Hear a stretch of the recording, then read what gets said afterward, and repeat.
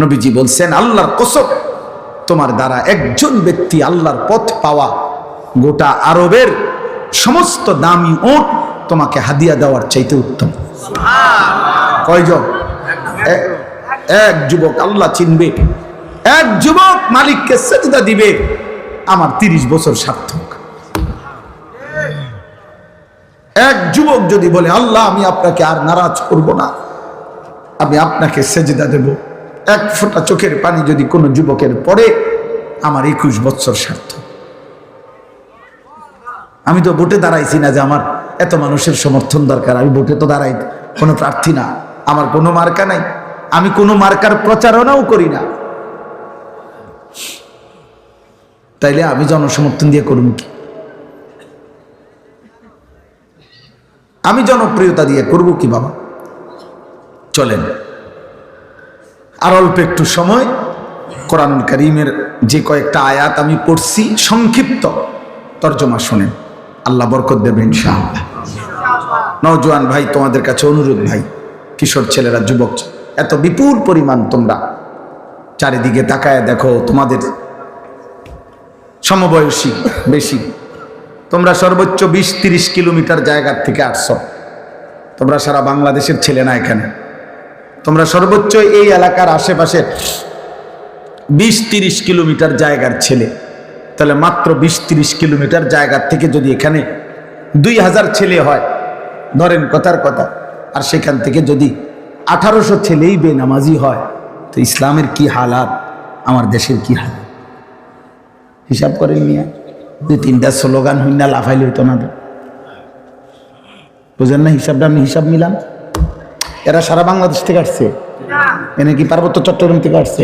তাহলে এরা এই সীমাবদ্ধ একটি এলাকার 30 কিলোমিটারের ছেলে মনে করেন, তো এই 30 কিলোমিটারের ছেলে যদি 2000 হয়, আচ্ছা তোমরা 30 বছরের নিচে যাদের বয়স, তোমরা হাত তোলো তো, তোলো তোলো, এই দেখেন মাশাআল্লাহ, দেখছেন বুড়া মানুষ কো? আমার চাচা সারাদার বুড়া মানুষ দেখি না, হাত নামাও, হাত নামাও। তাইলে বাবা শুনো না, আমার কথা হলো আত্মতৃপ্তিতে ভুগলে হবে না, সময় এখন হিসাবে, এখন কি করা দরকার? হিসাব করা দরকার, হিসাব করা দরকার বাবা, আত্মতৃপ্তিতে ভুগলে হবে না। মানে এই হুজুরের এখন শ্রোতা বেশি, তো কিছে, এটা কোনো আত্মতৃপ্তির কিছু না। স্লোগান দিছে, উড়াইয়া লাইছে হুজুরে, যেই স্লোগান দিছে না, এটা কিছু না, এটা কিছু না, হিসাব করা দরকার। একটা যুবক ছেলে ভাই, তোমার কাছে আমার অনুরোধ, একজন তোমার কাছে বললাম, তুমি তোমার এলাকার এতগুলো ছেলের দিকে তাকাইয়া দেখো নামাজি কয়জন। তাহলে একটি দেশের 92% মুসলমানের বাংলাদেশে, প্রায় 12-14 কোটি মুসলমানের বাংলাদেশে যদি 30 কিলোমিটার জায়গার 2000 ছেলে, তার থেকে যদি 1800 ছেলে নামাজ না পড়ে, তাহলে এইভাবে প্রতি 30 কিলোমিটার দৈরা গোনেন সারা বাংলাদেশের, তাহলে নামাজি কই? নামাজি বিহীন কই? তো সেজদা বিহীন ইমানের শক্তি আসবে কোত্থেকে? সেজদা বিহীন আল্লাহর জন্য জীবন দেওয়া অকাতরে দেশের জন্য, ইমানের জন্য এই হিম্মত সেজদা বিহীন আসবে না। স্লোগান দেওয়া যাবে, শহীদ শরীফ ওসমান হাদি রাহমাতুল্লাহ আলাইহি, এই ইমানদার যুবক, 33 বছরের যুবক, সে বারবার বলছে আমি শহীদের মৃত্যু চাই, আমি প্রথম কাতারে সর্বপ্রথম গুলিবিদ্ধ হতে চাই। সে বলেছে সে দেশের জন্য আমি আমার শেষ রক্তটুকু দিতে চাই। এই যুবক ইমানদার ছিল, 5 ওয়াক্ত নামাজ পড়তো প্রতিদিন, খোদার কসম সে ফজরের নামাজ জামাতে পড়তো। তার বাবা আলেম ছিলেন, সে নিজে হাফেজে কোরআন ছিল, ফজরের নামাজের জন্য ক্যাম্পেইন করত, বন্ধুদেরকে উঠাইতো, ফজরের নামাজ সহ 5 ওয়াক্ত নামাজ জামাতে পড়তো। যেদিন গুলিবিদ্ধ হয়েছে সেদিন সে জুমার নামাজ পড়েই এই প্রথম ঘর থেকে, মসজিদ থেকে ফিরছিল, তো এরপরে গুলিবিদ্ধ হয়েছে। আমার বন্ধু, এই যুবক আল্লাহর কোরআন পড়তে পারতো বিশুদ্ধ, রসুলের হাদিস পড়তে পারতো বিশুদ্ধ, তার মা পর্দানশীল, তার স্ত্রী পর্দানশীল, তার ভাই বড় আলেম, তার বাবা বড় আলেম, সে নিজে হাফেজে কোরআন, সে আগে মাদ্রাসায় পড়ালেখা করছে। আল্লাহ তাআলা এই জন্য বলছে, যুবক, দেশ প্রেমের কথা তো অনেকেই বলে, মাতৃভূমির কথা তো অনেকেই বলে, রাজনীতির লম্বা লম্বা স্লোগান, বক্তৃতা, বিবৃতি অনেকেই তো মারে, কিন্তু আমি আল্লাহ তোর কলিজায় ঈমানও দেখলাম, দেশ প্রেমও দেখলাম, দুইটা আমি একসাথে গ্রহণ করে। তুমি হাদি চেয়েছিলে মাত্র 500 ভোট, সে বলেছিল এইবার আমি প্রার্থী হয়ে মাত্র যদি প্রথমবার 500 ভোট পাই তাইলেই আমি ভাগ্যবান মনে করব। আর আজিমের মালিক আল্লাহ বলে, তোর ফজরের সেজদার বদৌলতে আমি আল্লাহ 18 কোটি মানুষের সমর্থন তোকে দিয়ে দিলাম। যা, সে চেয়েছে 500 সমর্থন, আল্লাহ বলছে যা, 18 কোটি মানুষের সমর্থন যুবক তোমার জন্য দিলাম। কত হাফেজ, কত আলেম, কত মুফতি, কত মুহাদ্দিস, কত ফকিহ, কত পীর, কত বুজুর্গ, কত আউলিয়া, কত হাফেজে কোরআন, তালেবে ইলম, 90 বছরের বুড়া, 4 বছরের বাচ্চা, সবাই এই ইমানদার যুবকের জন্য অঝরে চোখের পানি ফেলে কাঁদছে। কাঁদছে কিনা বলো ভাই? আজকে আমি তার কবর জিয়ারত করছি, আজ আমি তার কবর জিয়ারত করে আসছি 11টা, 11:30টার দিকে।